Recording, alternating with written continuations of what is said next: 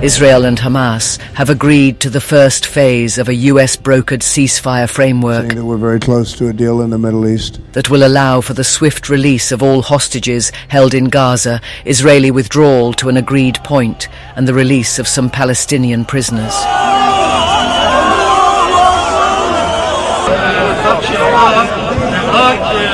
US President Donald Trump said the hostages are likely to be released on Monday. They want to say something, is that right? All right, hold on. President Trump, you have the best crowd in the world. What do you guys have to say to President Trump? Thank you. Thank you very much, everybody. You did it! You did it! Thank you! This is amazing. Mr. President, we believe in you. We know you've done so much for us over the past, since you became a president, and even before that. And we trust you fulfill the mission until every hostage, every 48 of the hostages are home. Thank you so much. Blessed be the peacemakers. God bless you, Mr. President. God bless America. Thank you very much. You just take care of yourselves. The hostages will come back. They're all coming back on Monday.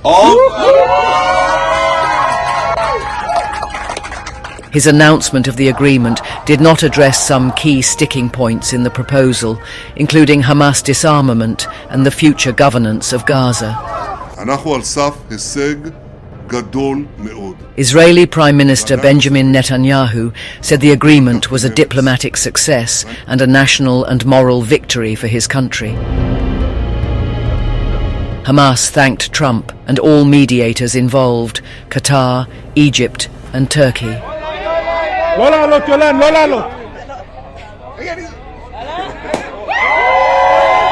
The families of Israeli hostages held in Gaza and hostages previously released by Hamas celebrated the news.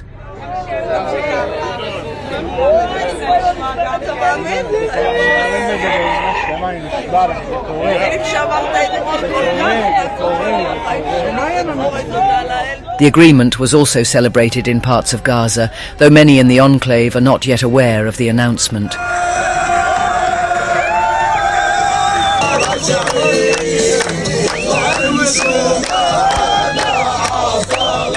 About 200 people gathered in Tel Aviv's Hostages Square to celebrate the agreement of a ceasefire plan between Israel and Hamas that will allow for the release of all the captives held in Gaza.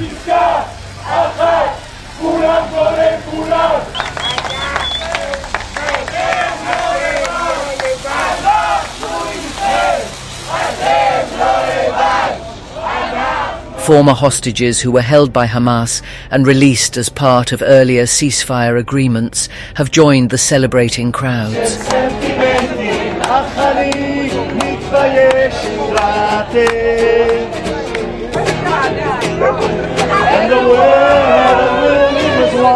Each time a former hostage arrived at the square, the crowd cheered.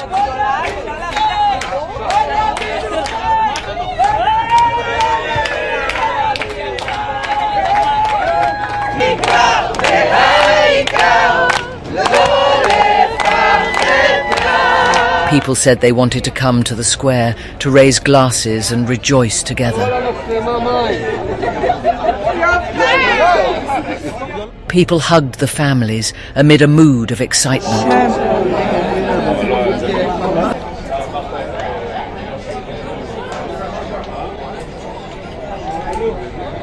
Some broke into song, and one person waved an American flag.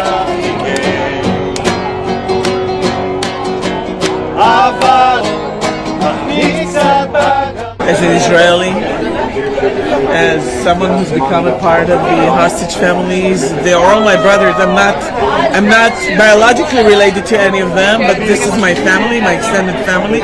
This is really, we have been doing everything to reach this moment, and it's just incredible. I'm an Israeli politician, and for me to be here tonight, it's just incredible. The Israel Defense Forces welcomed the agreement, but said Thursday morning it had instructed its soldiers to be ready for any scenario.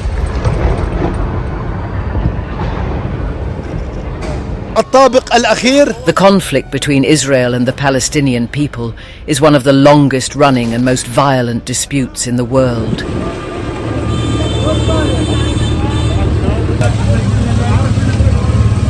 Its origins go back more than a century. There have been a series of wars between Israel and Arab nations. Uprisings, called intifadas, against Israeli occupation.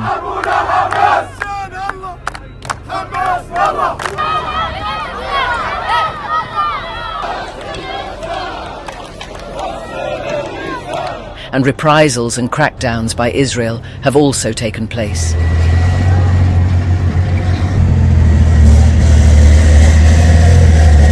The consequences of the historic dispute over issues including land, borders and rights are still being felt, and include the latest war between Israel and Hamas in Gaza.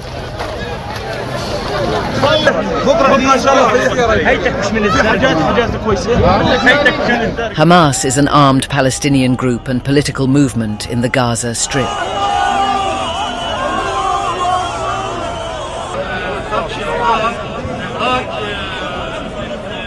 On 7th October 2023, it attacked Israel, killing about 1,200 people and taking 251 hostages. This triggered a massive Israeli military offensive in Gaza, which has killed tens of thousands of Palestinians.